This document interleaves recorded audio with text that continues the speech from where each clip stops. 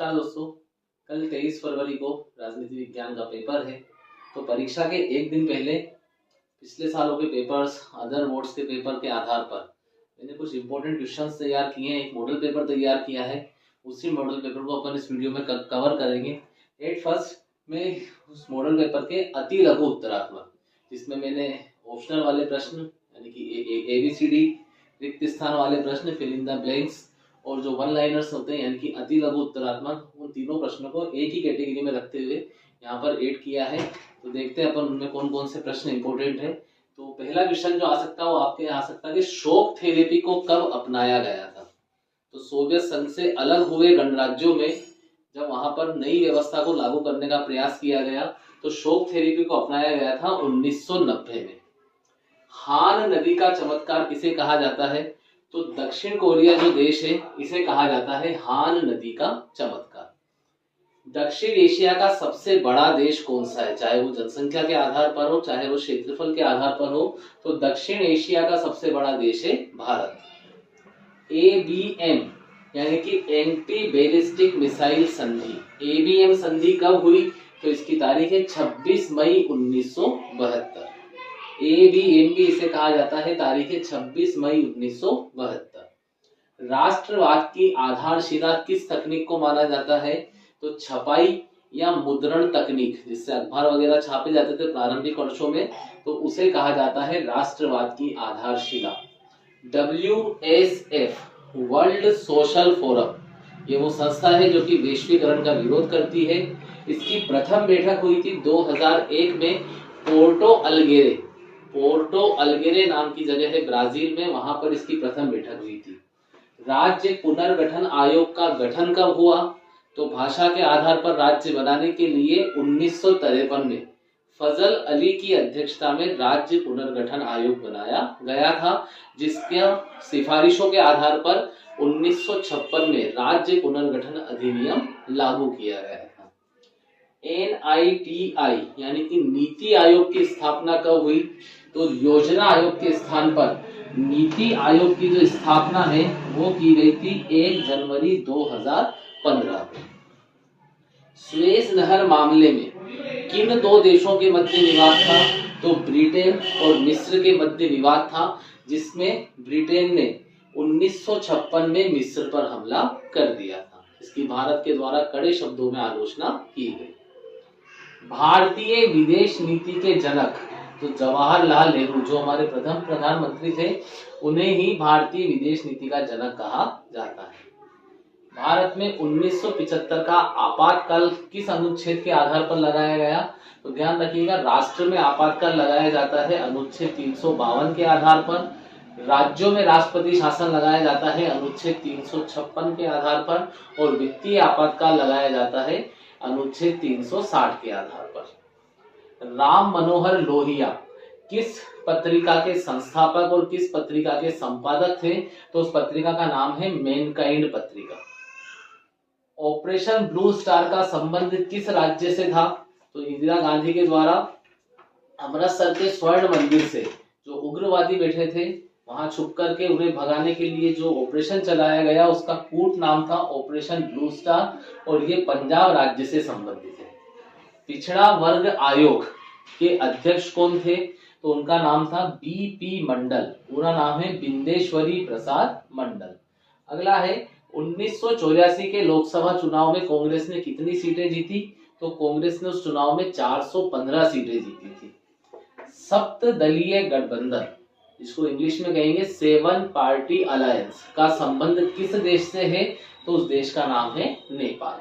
और किस विवाद या किस मुकदमे में सर्वोच्च न्यायालय के द्वारा संविधान के बुनियादी ढांचे का उल्लेख किया गया था? तो वो ऐतिहासिक मुकदमा था केशवानंद भारती विवाद या केशवानंद भारती मुकदमा। मॉडल पेपर सीरीज में अगला क्वेश्चन है कि दक्षेस, जिसे कहा जाता है सार्क, दक्षिण एशियाई क्षेत्रीय सहयोग संगठन, सार्क की स्थापना कब हुई? तो स्थापना हुई है 8 दिसंबर 1985 में।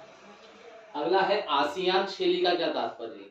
तो जब आसियान की स्थापना हुई तो इसके सदस्य देशों ने ये निश्चित किया था, ये तय किया था कि आपसी सभी विवादों का जो समाधान है वो बातचीत से किया जाएगा।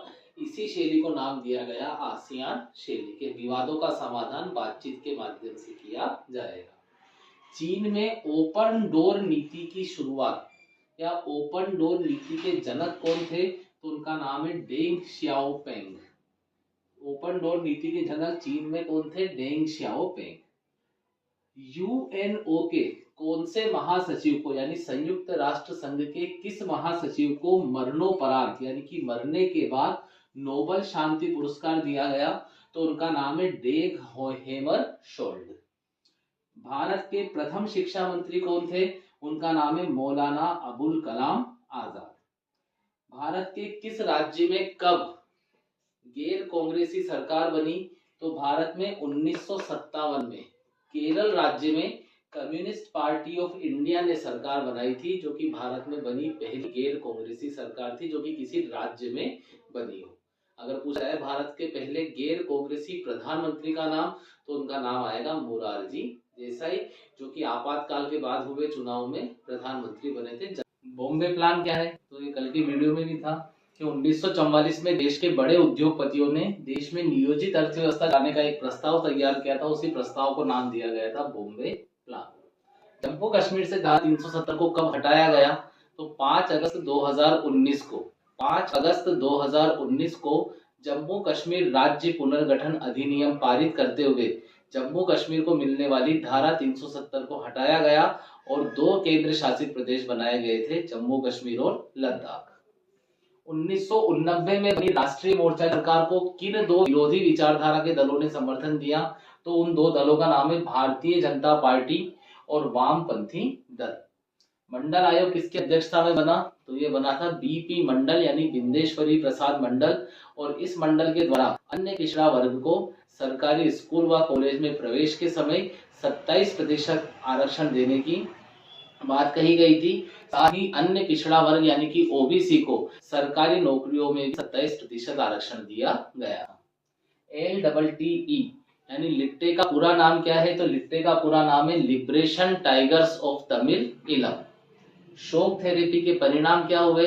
तो समाजवादी विचारधारा से चलने वाले गणराज्यों में जब एकदम से शोक थेरेपी के तहत पूंजीवाद को लागू किया गया, तो पहला परिणाम तो ये हुआ कि वहां की अर्थव्यवस्था तहस नहस हो गई, क्योंकि वो इस बदलाव को सहन नहीं कर पाए, वो अपनी विचारधारा में खास परिवर्तन नहीं कर पाए थे। साथ ही रूसी मुद्रा रूबल के मूल्य में लगातार गिरावट होने लगी, जिसके कारण से रूस में महंगाई बढ़ने लगी और लोगों की जमा पूंजी खत्म हो गई। रियो या पृथ्वी सम्मेलन क्या है?